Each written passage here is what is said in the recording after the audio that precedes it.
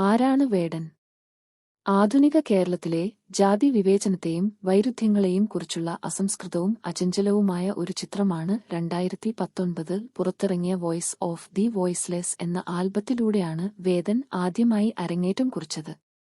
എന്നാൽ സമീപ വർഷങ്ങളിൽ മാറിക്കൊണ്ടിരിക്കുന്ന രാഷ്ട്രീയ കാലാവസ്ഥയ്ക്കിടയിൽ അദ്ദേഹം യഥാർത്ഥത്തിൽ ഒരു പ്രതിഭാസമായി മാറിയിരിക്കുന്നു.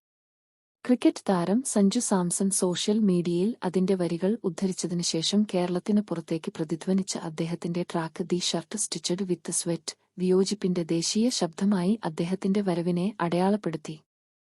അംബേദ്കറൈറ്റിന്റെ വരികൾക്ക് ക്ഷമാപണമില്ല, ജാതിവ്യവസ്ഥയെയും പുരോഗമന ഇടങ്ങൾ എന്ന് വിളിക്കപ്പെടുന്നവയുടെ സൗകര്യപ്രദമായ നിശബ്ദതയും വെല്ലുവിളിക്കുന്ന വേടന്റെ വരികൾക്ക് ഒരു പ്രഹരവുമില്ല.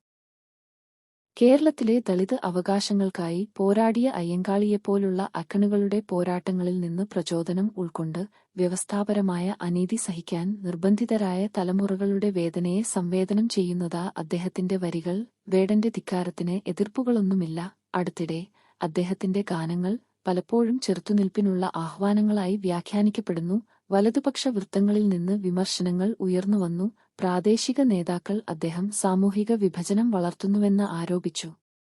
കൊല്ലം ജില്ലയിലെ ഒരു ക്ഷേത്ര പരിപാടിയിൽ RSS അനുബന്ധ പത്രപ്രവർത്തകൻ NR മധു വേദന്റെ കലയെ വിഷലിപ്തമെന്ന് മുദ്രകുത്തി. വേടനെ സ്നേഹിക്കുന്നവർ ചാനൽ സബ്സ്ക്രൈബ് ചെയ്യണേ. ആരാണ് വേടൻ? ആധുനിക കേരളത്തിലെ ജാതി വിവേചനത്തെയും വൈരുദ്ധ്യങ്ങളെയും കുറിച്ചുള്ള അസംസ്കൃതവും അചഞ്ചലവുമായ ഒരു ചിത്രമാണ് 2019 പുറത്തിറങ്ങിയ വോയിസ് ഓഫ് ദി വോയിസ്ലെസ് എന്ന ആൽബത്തിലൂടെയാണ് വേദൻ ആദ്യമായി അരങ്ങേറ്റം കുറിച്ചത്. എന്നാൽ സമീപ വർഷങ്ങളിൽ മാറിക്കൊണ്ടിരിക്കുന്ന രാഷ്ട്രീയ കാലാവസ്ഥയ്ക്കിടയിൽ അദ്ദേഹം യഥാർത്ഥത്തിൽ ഒരു പ്രതിഭാസമായി മാറിയിരിക്കുന്നു.